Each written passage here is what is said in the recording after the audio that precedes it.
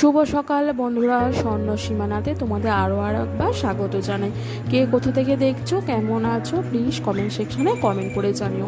হ্যাঁ, আমি এখনও বাপের বাড়িতে আছি, তবে আজকে বাড়ি চলে যাব। আর এদিকে ভাই পুজোর জন্য সমস্ত কিছু বাজার দোকান করে এনেছে, যে দিদি যাবে যাবো তো ছুটি নেই, কি কোথা থেকে আনবি তুই, আমি সব জোগাড় করে এনে দিই, যেগুলো আমি ওখানে পড়তে যাচ্ছি একেবারে নিয়ে এসে দেবো। ঠিক আছে, এনে দে। করে দেখো সমস্ত কিছু রেডি করে রাখা আছে, খালি বিকালবেলা যখন বেরোবো তখন নিয়ে নেবো ব্যাগে গুছছে। আর এদিকে দুপুর হয়ে গেছে, মা ভাত বাড়ছে, আমি একাই খাবো এখন, কেননা মানুকে খাইয়ে দিয়েছি। বাপি আর ভাই এখনও খায়নি, মানে বাপি গেছে ভাইকে আনতে, ভাই পড়া এখনও ছুটি হয়নি, ওর একটু আসতে দেরি হবে। আমি ফোন করেছিলাম, বলো দিদি তুই খেয়ে নে, কারণ বিকাল বিকাল বেরোনোর আছে, ওই জন্য আমি খেতে বসে গেলাম। আর এদিকে মা রান্না করেছে ভাত, বেগুন ভাজা, পটল ভাজা আর মাটনের পাতলা ঝোল, খুব সুন্দর খেতে, হালকা মশলা, কিন্তু অপূর্ব খেতে হয়েছে। তোমরা কে কে খাবে চলে এসো, আমার মা করে দেবে প্লিজ। আর আমার ব্লগটা যদি ভালো লেগে থাকে তোমরা প্লিজ কমেন্ট করো, লাইক করো আর সাবস্ক্রাইব করবে।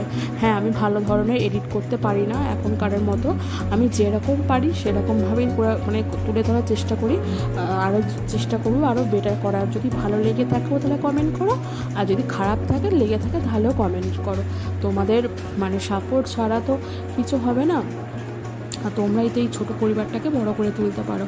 আর তোমরা যে যেখান থেকে আমার ব্লগ দেখো একটা আমরা অন্তত কমেন্ট করে জানিও যে আমরা এখান থেকে দেখছি। আর দেখো কি সুন্দর লাগছে, তোমরা খাবে চলে এসো।